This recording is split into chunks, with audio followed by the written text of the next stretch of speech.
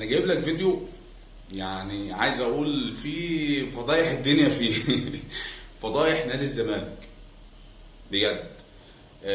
نبدا ونصلي على النبي ونقول عليه الصلاه والسلام، ورايك رايق ومش متابعني تابعني علشان نشوف الفيديو وفضايح نادي الزمالك اللي هي زادت قوي. تعالى نسمع. نبتدي بمين؟ نبتدي بالكابتن اشرف قاسم. اسمع. موضوع بيزيرا يا كابتن اشرف. بيزيرا اداريا ما اتعملش صح. وبعدين الكلام اللي اداريا بيطلع ازاي ما اتعملش صح؟ ما كان لما طلعوا قالوا ان هم كانوا متفقين معاه ان هو لما بعد بطوله الدوري هيجيله عرض كويس، هيجيله عرض وهيمشي. ما تطلعوا تقولوا مين اللي عمل الكلام ده؟ مين اللي قال الكلام ده اصلا؟ ومش مع موضوع كل شويه نازل بيان ان انا الحاجات اللي بتتقال واللي بتتعمل. ده هو الولد كمان ما منزل بيان. هينزل كل شويه ما دام في حاجه اتقالت. بقاله يومين ما بيردش على المسؤولين في الزمالك. مش هيرد.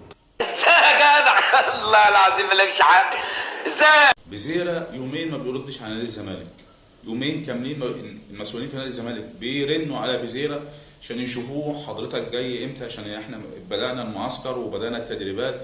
بيزيرا ما بيردش، وفي اخبار مؤكده بتقول ان بيزيرا موجود حاليا في الامارات. بيزيرا موجود حاليا في الامارات. خلصنا من قصه بيزيرا، تعال نشوف شيكوبانزا. بس قصه شيكوبانزا مطوله معانا شويه، وكمل معايا الفيديو للاخر عشان في مصايب في اخر الفيديو. اسمع قصه شيكوبانزا وما تقفلش وكمل معايا الفيديو. بيت تالت اللي اسمه شيكوبانزا ده مطرقع ده. ما احنا عارفين ان من زمان كده، وهو هيفضل على فكره كده. أيوة. لكن هو ده لو كان تمت معاقبته قبل كده في اي موقف اتعامل منه وتم خصم فلوس، عمره ما كان هيعمل كده. لكن يعني متهيألي ان كان لما بيتقال له انت هتخصم وبعدين الفرقه بتكسب وكده كانت بتتشال الخصومات، فعشان كده هو بقى بيعمل كده. يا دي الفضيحه ام جنادل، يا دي الدلسه ام حنادل. بص، مصايب يعني. إدارة الزمالك شوارع، بأمانة إدارة شوارع. شيكوبانزا أي عقوبة بتتوقع عليه بتتشال بعد كده. تخيل يعني أنت ماسك عليهم زلة ولا إيه؟ مش عارف إيه يعني. أنتوا توقعوا عقوبة على اللاعب وتقولوا مثلا إحنا وقعنا عقوبة على اللاعب وتيجي تتشال بعد كده. طب ما هو من حقه يعمل أكتر من كده فيكم، من حقه يعمل أكتر من كده. يعني شيكوبانزا انا مش فاهم ايه اللي ضافه لنادي الزمالك علشان يعمل فيكم كده، الا اذا كان يعني في حاجه مش عارف انا. كوارث في الاداره، كوارث في اداره نادي الزمالك.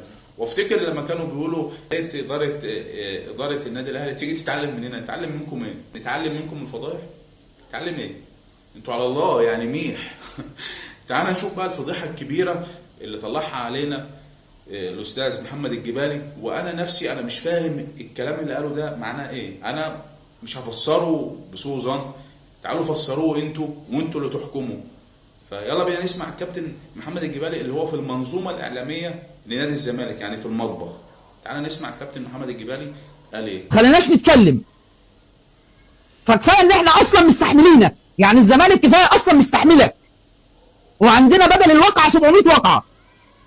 فما تقرفناش بقى، يا اما نخلص منه يا اما نروضه يا اما هيقعد بقى الموسم كله بقى. انا هنقعد بقى في كل يوم شيكوبانزا طلع صوره، نزل صوره، عمل صوره، جاي النهارده، جاي بكره، جاي زفت. احنا يا عمي اللي بتوع الكواليس، احنا بتوع الكواليس عارفين ان انت مرتبط قوي ببيزيرا، عارفين وعارفين التفاصيل كلها ان انت مرتبط قوي ببيزيرا، مرتبطين قوي قوي قوي قوي في كل حاجه، وربك ستار. فتعالى بقى ما تقرفناش بقى.